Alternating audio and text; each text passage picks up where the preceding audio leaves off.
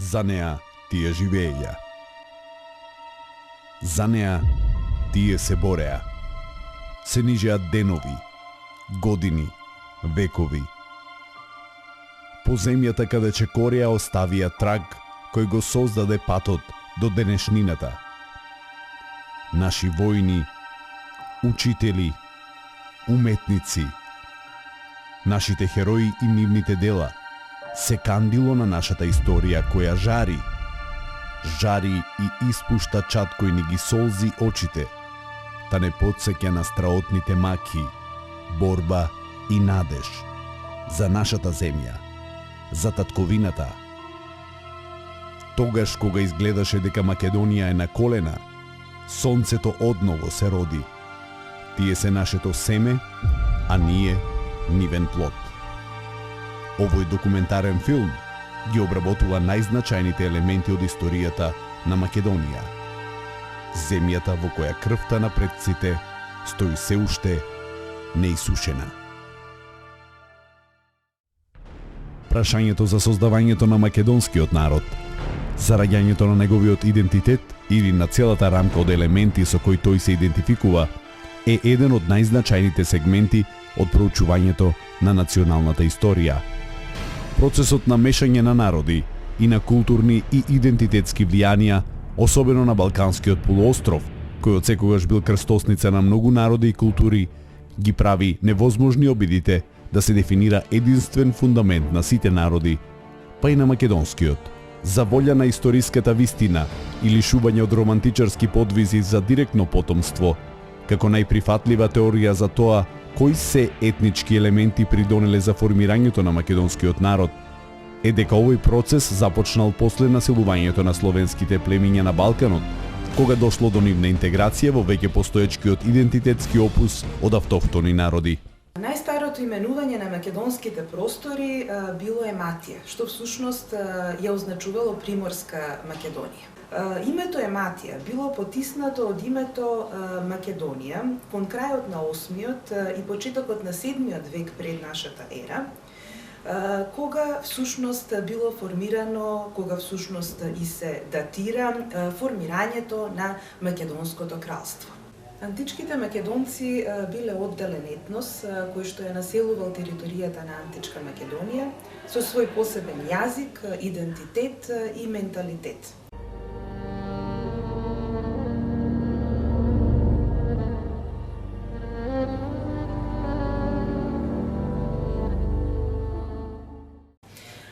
Сите овие племиња, всушност, според заедничките карактеристики, многобројните заеднички карактеристики во материјалната култура, начинот на погребување, погребните обичаи и така натаму, може да се заклучи дека всушност биле сродни, биле еднородни и не случајно тие се обединиле во една единствена држава, Македонија, под водство на династијата на Аргијадите. Македонската династија на Аргијадите, која што ја создала првата македонска држава, потекнувала од областа Орестида, а по-старото име на Орестида било Макета, што е всушност варијанта на името Македонија и македонци. Значи, името Македонија како политичко-државна, како географска, како етничка територија не се совпаѓа со современиот поим Македонија. На историската сцена се појавува во 8-миот век пред нашата ера, а потоа како се ширеле границите на Македонското кралство, така всушност се менувала територијата и политичка, и државна, и географска, онаа територија значи што била означена како Македонија. Што всушност биле античките македонци? Дали биле хелени, дали биле барбари, ниту едното, ниту другото, дали биле илири, тракици или пак мешан народ. Имено античките автори јасно укажуваат на тоа дека античките македонци биле посебен етнос наспрема другите соседни етноси. Имено за разлика од хелените кои што имале полисно уредување, македонците се до крајот на својата самостојна историја имаат кралско уредување, односно монархија.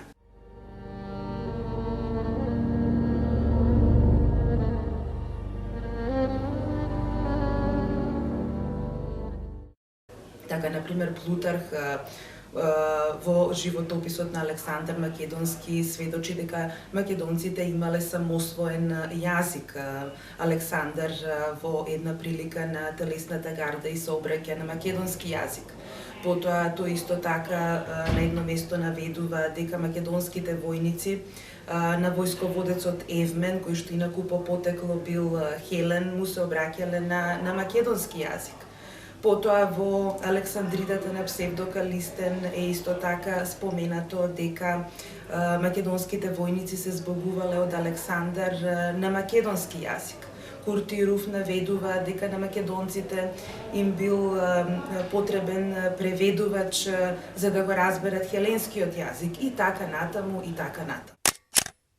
Но и покрај тоа што изворите јасно говорат во прилог на тоа дека античките македонци биле посебен етнос, некои истражувачи и денес тоа не го прифаќаат и сметаат најголем дел од нив дека античките македонци биле хелени.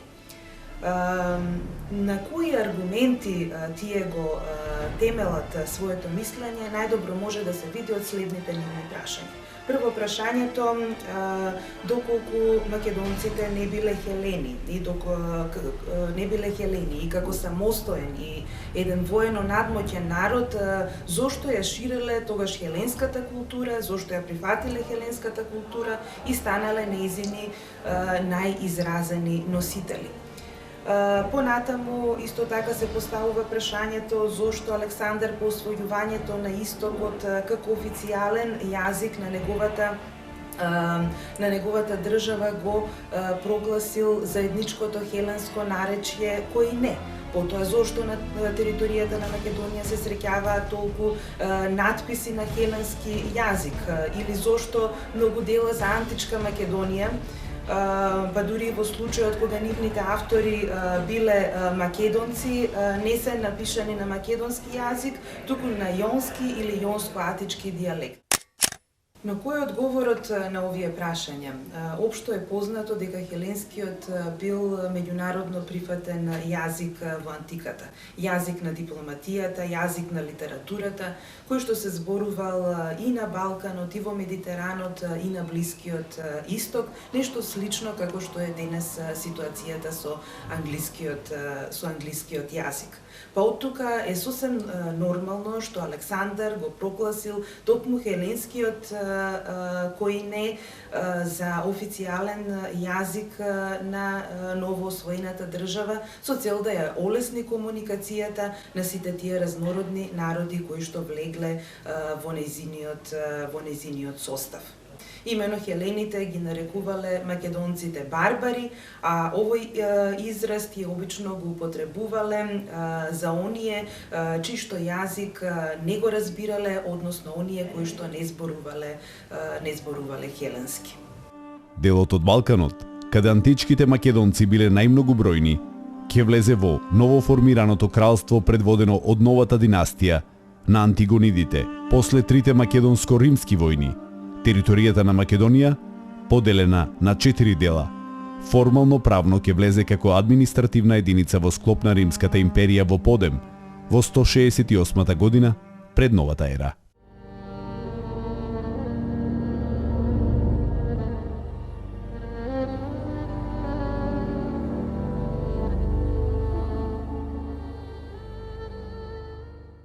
Сознанијата за првите етнички заедници на територијата на античка Македонија се базираат на извори кои сведочат за диференцијацијата на неколку племиња како Алмопи, Бисалти, Ботајци, Пелагонци, Пајонци, Линкести и така натаму, кои пак населувале истоимени области.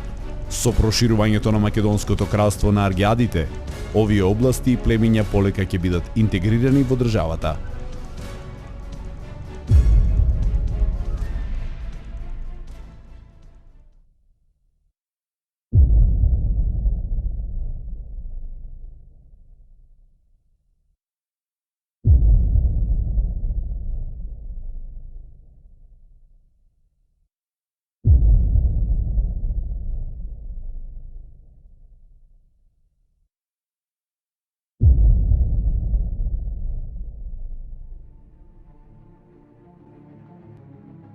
Пръстенът му беше даден на пеелите. Се знаеше ли какъв биде так, без разлика на себе? Пръстен? Ама какъв пръстен? Пръстен отпадна до бедника. Без разлика. За наследството отлучува войската. А кой ќе одобрил длъката на четвъртина от войската? Бандитите от Ликия на Бахтина няма да дозволят всякаква отлука. Али дай, да се казва, че али дай. Нема да издържи. Сите го знаеме това. Айде вака. Роксана е говорила следно, ако е машко го помни. От ако не присъда да се отдели, то би го направил с било кой крал. А да ги съберем ли стъкнатите войсководачи, да формираме колегиална управа? Чекаме наследника. Па ти преко регент се сакаш да дойдеш до власт, а ние против това се борим. Ма вие предлагате един, войските избира друг. Помина от дуката на Пейто, Пертика и Левана да бидат регент. Заради донасите се борим. Ако войското отлучува, защо престол го ставаме на коцка? Защо сме се обранили? Средниот век е период кога на целокупната територија на Балканот се одвиваат процеси на големи миграции и населувања. Таквите процеси ќе ја редефинираат дотогашната етничка структура. Терминолошки, во изворната документација, термините Македонија и македонци одржале континуитет, иако во никој случај не се еквивалент на денешната истоимена терминологија. Словените се појават за прв пат како поем во изворите во 6 век. Пред тоа не се среќават во изворите. Соодветно, меѓутоа и тоа е многу интересно што изворите не ни соопштуваат ништо од каде дошли тие слови. Наеднаш се појавуваат на северниот брег на Дунав и поради тоа се во науката се јавиле две основни теории за нивното потекло. Едната е дека се дојдени од некаде, имат прататковина, меѓутоа се спори каде е таа. И тука проблемот е што никој не спомнува дека дошли од некаде. Втората е дека се развиле како заедница именно на границата со империјата. Тоа се двете основни теории. Двете имаат своја основа и двете имаат своји аргументи. Ниту едната нема доволно сила за да се наметне како сигурно докаже.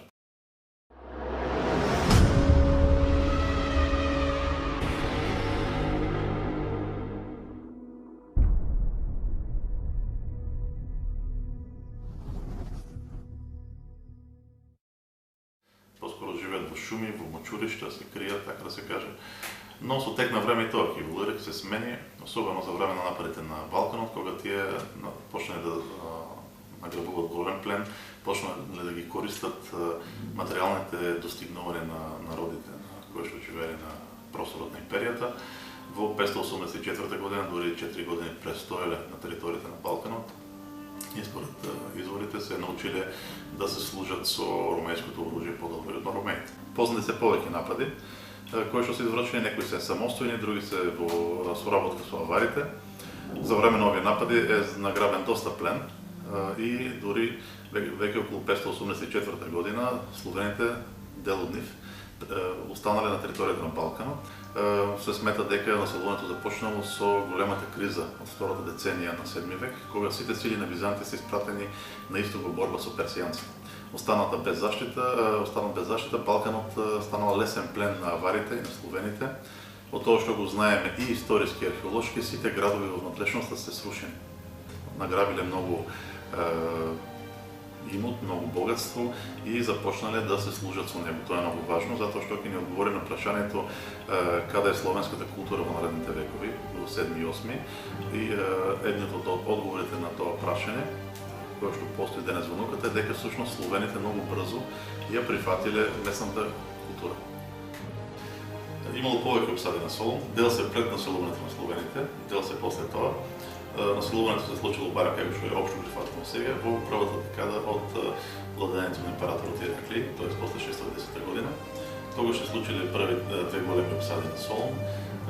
Датирани се различно, меѓутоа 614 или 616 е првата. Да потсетам дека ни една не е точно датирана, тоа се предпоставки, во кои што во првата словените начело со екзархот Хацон ги нападнале Солун, меѓутоа не успеале. Својот, подоцна им се придружат аварите, второто обсада пак неуспешно. После 626 година, кога аварите претрпеле пород пред Константинопол, словените се осамостојуваат тие што дошле на Балканот и создаваат овде своји заедници, познати се по име повеќе, и од неколку од овие заедници ќе направат последната позната обсада на Солун, веројатно 674 година, кога градот е нападнат од стримонците, од рихините и после се придружиле дрговитите и сардатите, исто така неуспешен напад. Солон обстанал и тоа се чинело со времето како големо чудо. Така што настана неколку збирки од чудото на Свети Димитар Солонски како го спасува градот од словените и од аварите.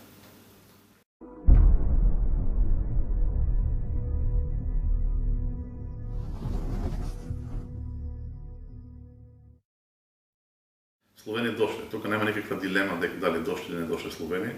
Премногу историски извори тоа го потврдуваат. Дошле. Меѓутоа, тие не дошле на празно место, тука нашле, тоа исто така веќе е апсолутно докажено, многобројно староседелско население. Значи имаме староседелци повеќе, тоа е докажено и археолошки, меѓутоа исто така треба да кажеме како историчар дека е историски потврдено. Имаме историски извори кои што зборуваат за многобројни христијани меѓу словените во крајот на 7 век. А овие христијани би можели да бидат само едни староседелци.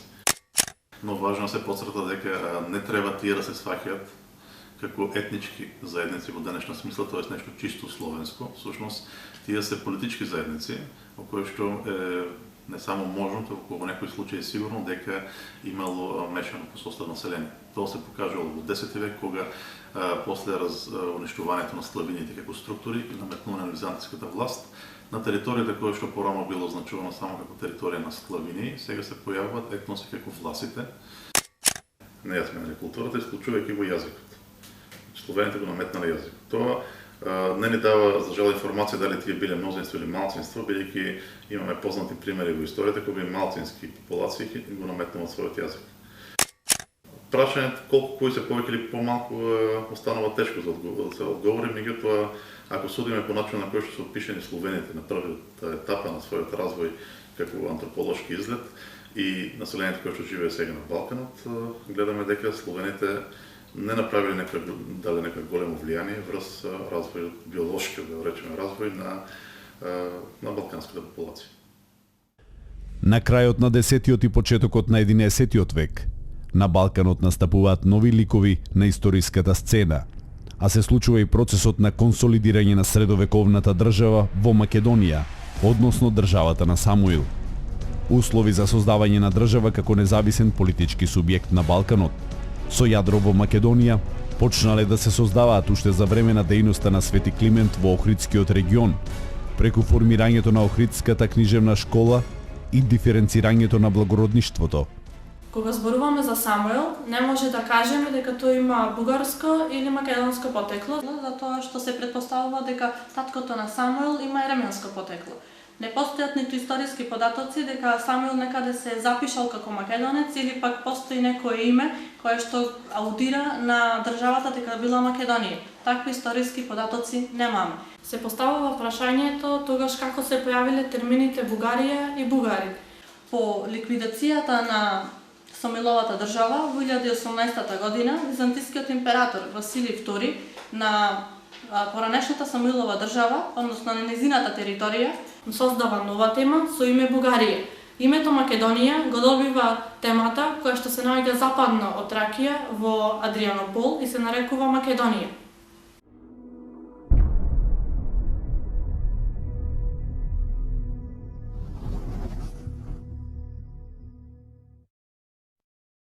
Авторите современици на Самуил и на Василий II ги користат термините мизи, скити или варвари за населението кое што живеело во Самуиловата држава.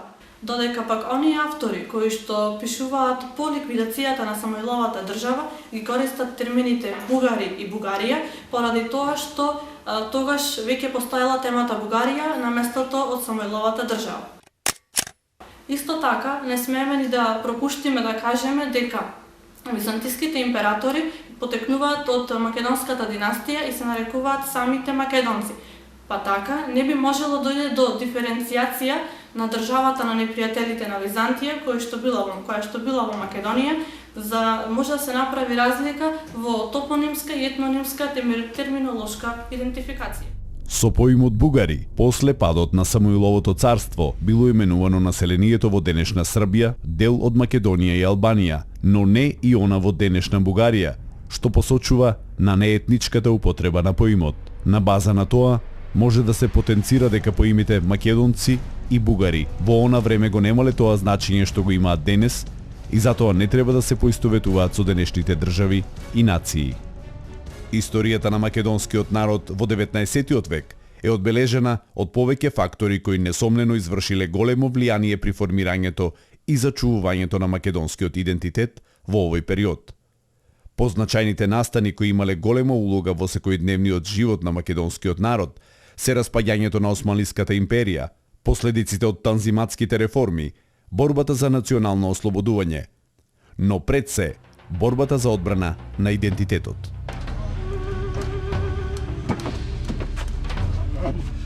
Аман! Коми ти, а? Карата! Коми ти, а?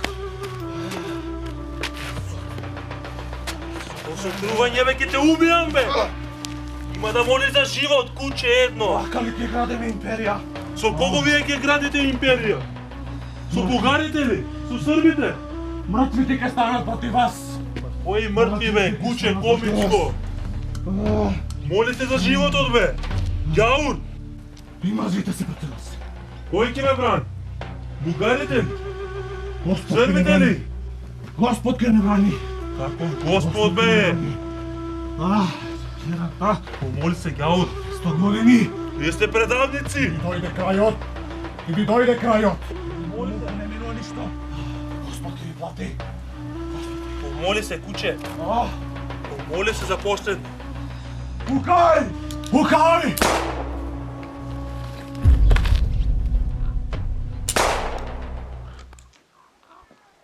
Националната свест кај македонците се појавува многу подоцна за разлика од соседните земји. Во периодот од 1800-та до 1890-та година, кога се водат политички и воени борби против османлиската власт, македонците, односно македонскиот народ, не влегол во никаква политичка организација. До 1880-та година, Бугарија, Србија и Грција веќе ги завршиле своите подготовки за стекнување на автономија, а со тоа и власта сами да формираат своји политички идеи и цели. Македонија била на агендата на соседите за приграбување на што повеќе територија од истата. Со таа цел била спроведувана пропаганда. Најголем убиец на македонското национално чувство во тој период секако биле пропагандите кои што биле вршени од страна на соседите, кои што имале за цел да го искоренат македонскиот јазик и неговата посебност од другите балкански народи и јазици. Пропагандите кои што биле вршени преку црквата и училиштата од страна на Србија, Бугарија и Грција. Бугарската екзархија, која што била формирана во 1870 година, била една од трите пропаганди која што била најактивна во тој период. И покрај наметнувањата на туг јазик и култура, било само прашање на време кога ќе се јави една македонска интелигенција која ќе пружи силен отпор против пропагандите. Еден од најрелевантните идеолози и предводници на македонската револуционерна борба, Гоце Делчев, ќе рече: "Оној што копнее, што работи да ја присоедини Македонија кон Бугарија или кон Грција, тој може да се мисли за добар бугарин или за добар грк, но не и добар македонец." Ваквите прогресивни идеи, не само на Делчев, туку и на другите познати македонски дејци, ќе доведе до конечно формирање на организацијата која ќе го обедини македонскиот народ, ќе работи за негово национално свестење и ќе се бори за неговата автономија. Истата ќе биде формирана во Солун во 1893 година под името Македонска револуционерна организација.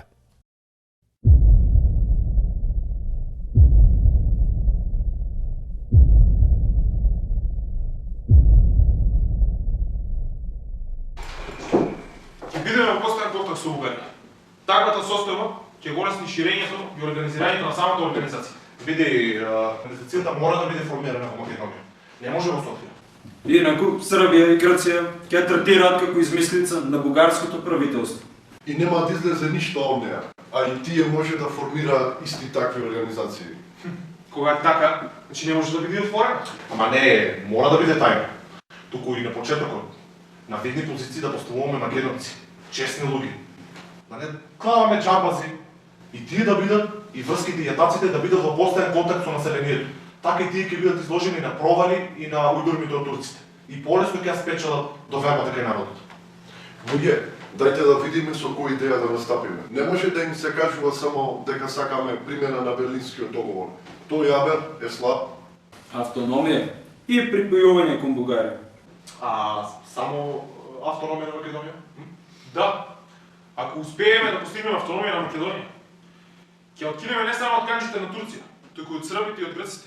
Од цртаме еднаш границите, не ќе може повеќе да барат делови од неја.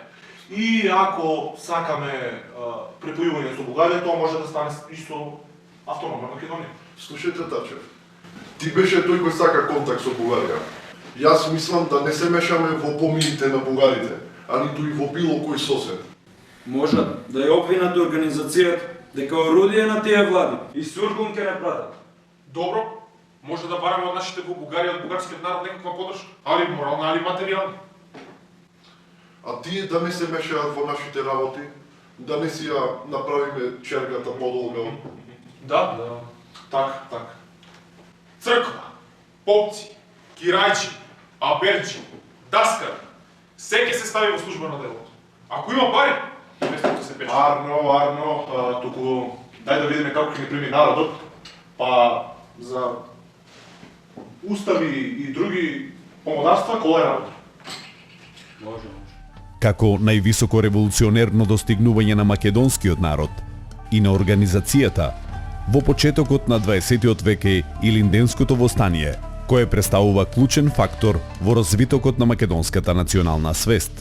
Ваквите револуционерни активности ја реанимирале борбата за афирмација на македонскиот идентитет и за правото да се прогласи автономија на одделна територија која македонците ја чувствуваат како свое парче земја.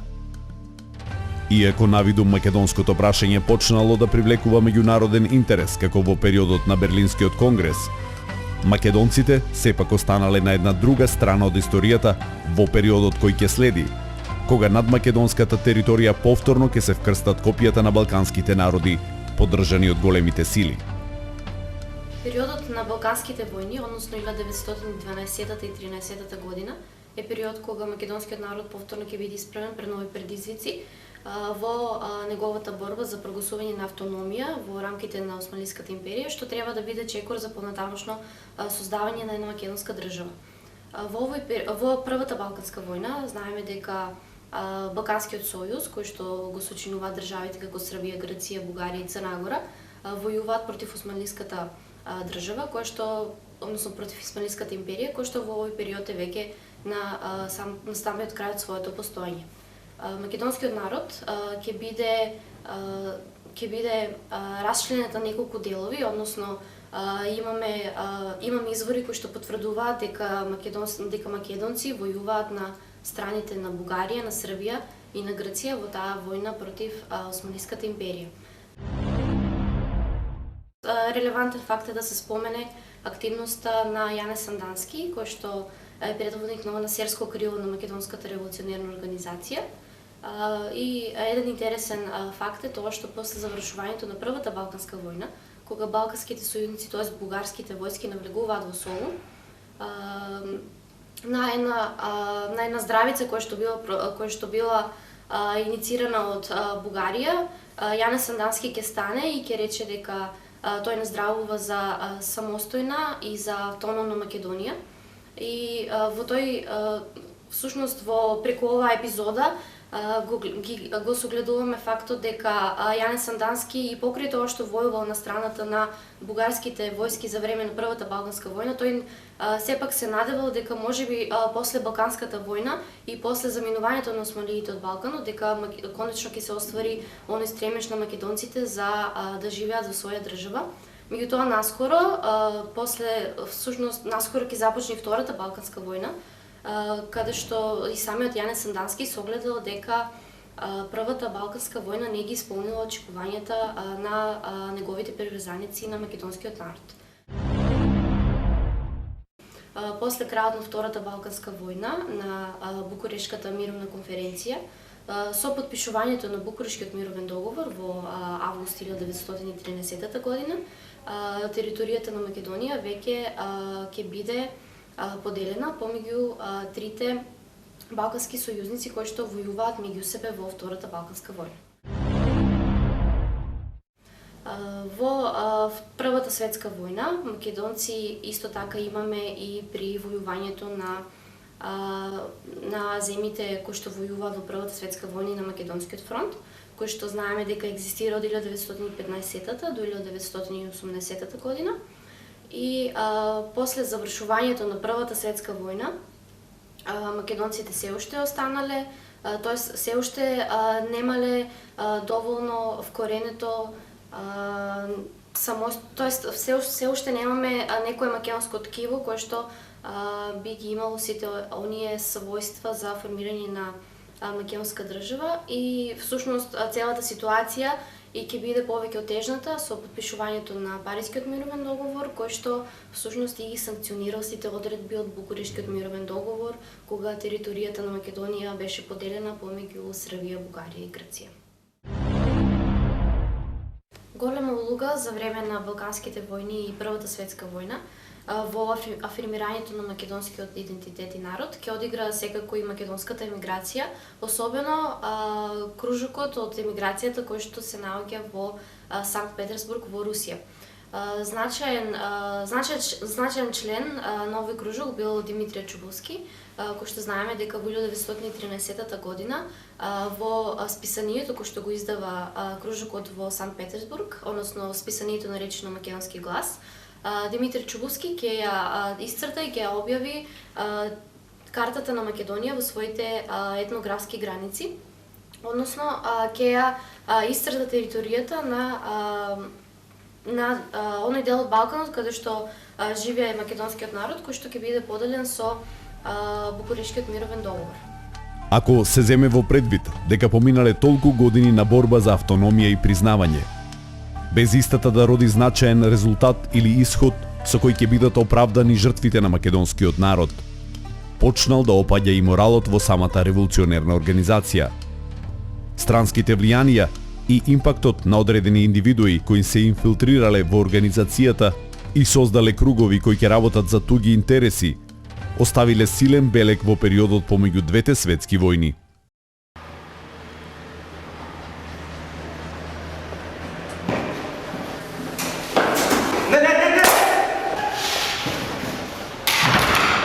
Професоре, како можеме да го согледаме континуитетот од периодот на Македонската револуционерна организација и инденците, па се до периодот на Народно-ослободителната војна? Една црвена нитка која што беше присутна во сите овие движења од Тморо, Вморо, па се до формирањето на организации како што беа МАНАПО, федералистичките организации и сите други, може да се следи една црвена нитка која што го имаше во предвид постоењето на една македонска нација, која што се залагаше за етаблирање на македонската нација и формирање на македонска држава. Таа црвена нитка од 1893 година па се до 1944 година имаше своји подеми и падови. Меѓутоа, оно што е најбитно е што во 1944 година сите тие движења се обединија околу идејата за формирање на македонска држава. На првото заседание на АСНОМ 1944 година, ако се анализираат документите, ќе се види дека таму присуствуваат скоро сите оние кои што биле или сите припадници на сите организации во македонското национално ослободително движење. Сите тие во 1944 година 2 август го покажаа единството и ја формираа македонската држава, федерална единица Македонија во рамките на Федеративна Југославија. Со каква идеја настапија учесниците во Народно-ослободителната војна? Значи, треба да се има предвид дека ставот на Методија Шаторо-Шарова, кој што се залагаше за обединета и самостојна македонска држава, тоа беше основната каписла која што ги мотивираше македонците да влезат во Народно-ослободителната борба. Обединета и самостојна македонска држава. Фактот што по заминувањето на Шаров во септември месец 1941 година настана еден застој во Народно-ослободителното движење поради фактот што голем дел од македонците не ја чувствуваат Југославија како своја држава. Затоа што тие го знае искуството од периодот на кралството Југославија. И затоа се до 1943 година до појавувањето на манифестот на главниот штаб на НОФИПОМ, кога се дадоа основните контури на идната држава, иако Обединената и независна Македонија се гледаше во рамките на Југословенската федерација, сепак беа дадени некои смерници во кои што се покажуваше дека нема враќање на старото. Подоцна на заседанието на АСМ знаеме дека имаме представници и од Пиринска и од Егейска Македонија, покревани од Вардарска. Меѓутоа, сепак на крајот кога се формираше македонската современа држава, незините граници не ги оцртуваа само териториите на Вардарска Македонија. Несомнено дека првото задание на АСНОМ и неговото одржување и присуството на оние кои што беа присутни на заседанието го оцртуваше оно што сакаат македонците да биде Македонија по војната, односно дека сакаат да биде обединета. Македонците на првото заседание на АСНОМ ја изразија својата волја за обединета, самостојна и независна македонска држава. И македонската држава по првото заседание на АСНОМ започна да живее така. Тито добиваше информации дека македонците не ја чувствуваат федерацијата како своја и дека се однесуваат самостојно на свој начин кој што не ги интересира многу што се случува во Југославија. Затоа Тито испрати една комисија која што требаше да види што се случува во Македонија, а истиот процес се случува и во Хрватска.